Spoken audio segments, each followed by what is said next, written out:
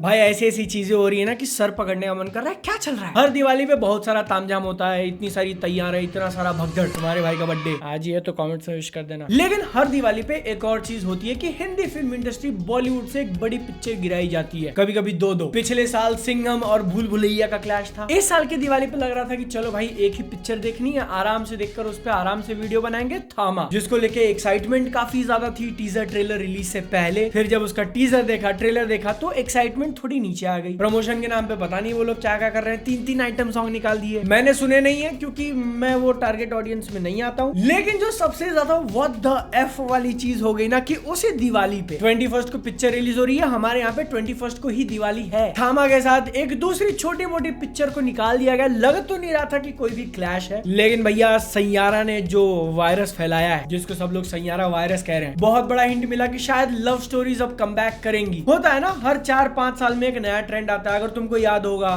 तो राजकुमार राव, आयुष्मान खुराना का जमाना, देसी सोशल कॉमेडीज एकदम जोर शोर से चल रही थी। फिर अब लगा कि हॉरर कॉमेडी, सिनेमैटिक यूनिवर्स, ऐसी हॉरर कॉमेडी के वेव में भूल भुलैया चल गई, पार्ट 2 पार्ट 3। लेकिन आज के दिन लग रहा है कि उसी हॉरर कॉमेडी को ओवरटेक करेगी लव रोमांस वाली चीजें। क्योंकि तुम लोगों ने इंस्टाग्राम पे पोस्ट वगैरह देखा होगा कि इसी थामा के साथ क्लैश, अब तो क्लैश मानना पड़ेगा भाई, एक दीवानी की दीवानियत नाम की पिक्चर आ रही है। तुमको कोई आइडिया नहीं है तो जाके इसका टीजर ट्रेलर देखो। एकदम वो टिपिकल दिल टूटा आशिक लव स्टोरी, जिसको काफी सारे लोग एक सी वर्ड से कैटेगराइज करना चाहेंगे, लेकिन मैं वो नहीं कहूंगा। लेकिन होता है ना कि बोतल से किसी ने मार दिया, उसका कांच नीचे जमीन पे गिरा हुआ है, हीरो का पांव उसके ऊपर पड़ जाता है, खून निकल रहा है, लेकिन फिर भी वो लड़की के पीछे जा रहा है, सब कुछ एकदम स्लो मोशन में। Yes, that kind of shit. एक दीवानी की दीवानियत थामा के साथ भिड़ने वाली थी। लग रहा था कि इजीली डोमिनेट कर जाएगी थामा। लेकिन फिर मेरे सामने एक फोटो आता है जिसमें बुक माय शो के ऊपर एक्चुअली ये दीवानी की दीवानियत को ज्यादा इंटरेस्ट है। जहां थामा को 80,000 था, वहीं ये आशिक वाली लव स्टोरी 83,000। दोनों का सेम लीग में होना ही अपने आप में व्हाट द एफ वाला मोमेंट है कि भाई क्या चल रहा है सीरियसली।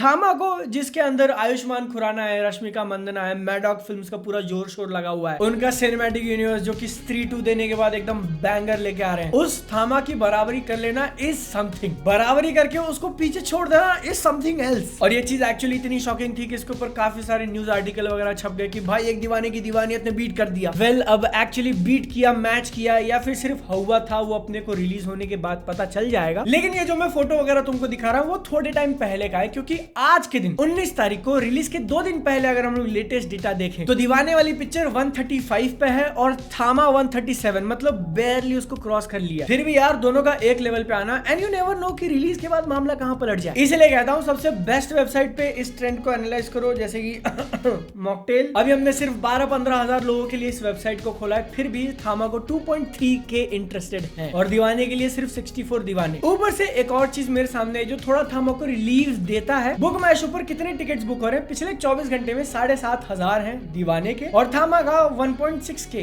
सिर्फ 1,500, लेकिन 1 घंटे में, उसका 24 घंटे में था। लेकिन अगर तुमको ये बहुत ज्यादा अब्सर्ड नहीं लगा तो अगली जो मैं चीज बताऊंगा उस पे तो तुम अपना फोन मत तोड़ देना, टाइट पकड़ के रखो। जियो हॉटस्टार के ऊपर एक शो लेके आ रहे हैं वो लोग, महाभारत के ऊपर बना रहे हैं, वो भी फुल्ली AI जनरेटेड, जिसका नाम दिया है हिस्ट्री वर्स महाभारत एक धर्म युद्ध। 25 अक्टूबर से ये जियो हॉटस्टार पे लॉन्च होगा। और अगर मैं तुमको इसके ट्रेलर का एक एक फ्रेम दिखाऊं, स्क्रीनशॉट लेके अगर सिर्फ एक एक फोटो दिखाऊं, तो तुमको लगेगा this is not bad. AI generated के हिसाब से इट लुक्स प्रिटी रियल, एकदम कंप्लीटली 100% रियल नहीं, बट मच बेटर। लेकिन भाई जहां पर बात जाती है कि पूरा टेक्नोलॉजी यूज करके तुम कंटेंट मूवी सीरीज बना रहे हो, तो महाअवतार नरसिम्हा का एनिमेशन मैं यहाँ पे रखूंगा। उसके बाद नेटफ्लिक्स के ऊपर जो एक कुरुक्षेत्र देखने मिला था अगेन महाभारत के ऊपर, उसकी क्वालिटी यहाँ पर रहेगी, और ये जो एनिमेटेड है उसकी यहाँ पर फ्रेम के बाहर नीचे। क्योंकि सिर्फ एक फोटो देखना तो ठीक है, लेकिन जो क्लिप्स इसके ऊपर डाले ना, इट लुक्स सो बैड। जो भी मूवी सीरीज एनिमेशन एनिमे हम लोग देखते हैं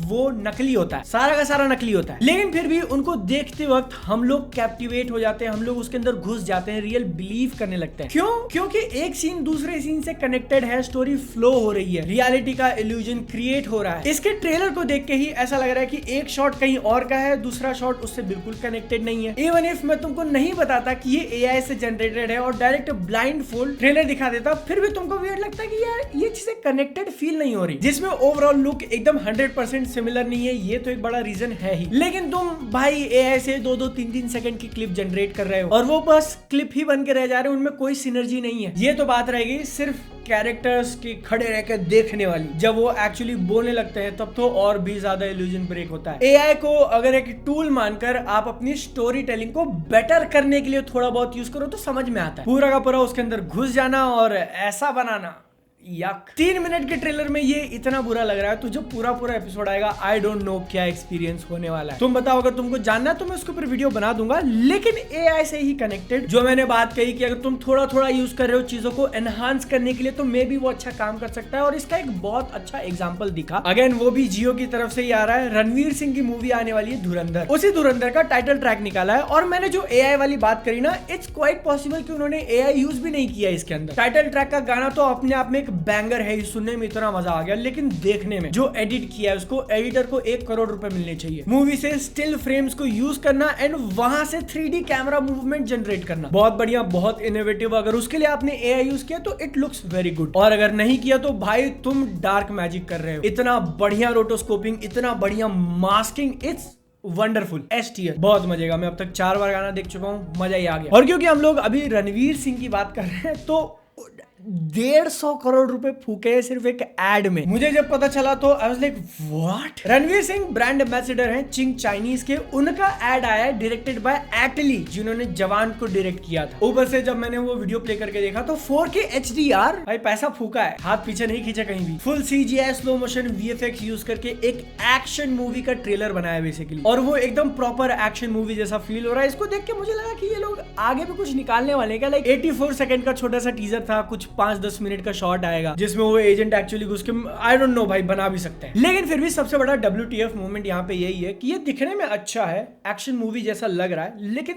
150 करोड़ उतने में तो भाई पूरी पिक्चर बन जाती है। इस हिसाब से अगर हम लोग सोचने जाएंगे तो डेफिनेटली वो अमाउंट रिडिकुलस साउंड करता है। लेकिन भैया अगर तुमको थोड़ा बहुत भी आइडिया है तो एड्स वाली जो इंडस्ट्री है ना, बड़े बड़े एस्टैब्लिश ब्रांड्स जब बनाते हैं तो वो अच्छा खासा पैसा फूकते हैं। तुमको शायद जान के शॉक भी लग सकता है, लेकिन जो एस्टैब्लिश्ड एक्टर्स हैं, जो नाम है, करंटली रेलेवेंट भी चल रहे हैं, उनकी अगर मूवी कोई साल भर में ब्लॉकबस्टर हो जाती है, फिर भी वो मूवी से ज्यादा एड से पैसा कमाते हैं। जिसमें तुमको एक जगह खड़े होकर सिर्फ ऐसा एंडोर्स करना होता है कि ये साबुन है, ये परफ्यूम है, भले तुम खुद वो यूज ना करो। यहाँ पर तो एक अखा डेडिकेटेड एक्शन वाला एड बनाया है, जिसमें रणवीर सिंह ने तो काफी मोटे पैसे लिए होंगे, लेकिन एटली एग्जैक्ट नंबर मुझे पता नहीं है, मैं सिर्फ एक अंदाजा लगा रहा हूँ। But I will not be surprised if he gets paid more here than Jawan. Percentage revenue का अगर कुछ सीन होगा तो वो नहीं कह रहा हूँ मैं, ऑब्वियसली जवान ने ज्यादा दिया होगा, लेकिन सिर्फ एज ए डायरेक्टिंग फीस अगर वो अपना चार्ज करते हैं तो जवान ने जितना दिया होता ना उससे ज्यादा इस ऐड ने दिया होगा, ऐसा मेरा अंदाजा है। जिसके कारण मे बी 150 करोड़ सीम्स,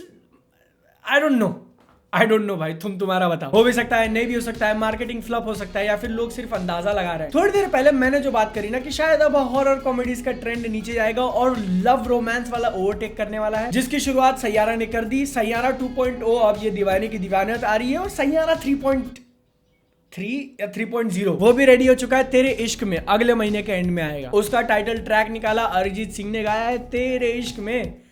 भाई सुनने में तो बहुत मजेदार, जब तक वो गाना चल रहा था देखने में भी बहुत मजेदार कि क्या कर रहे हैं ये लोग। लेकिन वो गाना चालू होने से पहले जो एक डायलॉग वाला सेक्शन रखा था ना, उतना मजा नहीं आया। लाइक व्हाई, डायरेक्ट गाना ही चालू कर देते। या फिर सच कहूं तो मैं उससे कनेक्ट नहीं कर पाया, because I am not in this category. भाई दिल टूटे हुए आशिक इस पिक्चर में कपड़े फाड़ेंगे, सीट या फिर स्क्रीन का पर्दा, वो तो देखने वाली बात होगी। लेकिन मैं कह रहा हूं जब इसके गाने और आना चालू होंगे ना, we are not ready. Saiyaara 3.0 जब स्ट्राइक करेगा नवंबर के एंड में, और फिर उसके बाद तुम देखना इतनी सारी लव स्टोरी वाली मूवीज अनाउंस होगी ना, दिल टूटा हुआ आशिक, वन साइडेड लवर, सब घुस जाएंगे। तुम भी घुस जाओ इस वीडियो के लाइक बटन में। मेरे इंस्टाग्राम को फॉलो करो, 300 के काफी क्लोज हैं, करवा देना मेरे लिए बर्थडे गिफ्ट समझ के। मैंने एक क्रिकेट चैनल खोला है जिसमें अपने स्कूल के दोस्तों के साथ क्रिकेट खेलता हूँ, बहुत मस्ती होती है। वीडियोस के बारे में लोग क्या कह रहे हैं वो कमेंट तुम अभी स्क्रीन पे देख रहे हो, उनको काफी मजा आ रहा है, तुम भी जाके चेक करो। क्रिकेट नहीं तो दोस्तों की बख्ती के लिए। सेहत का ध्यान रखना, मिलेंगे अगली बार, टाटा बाय बाय।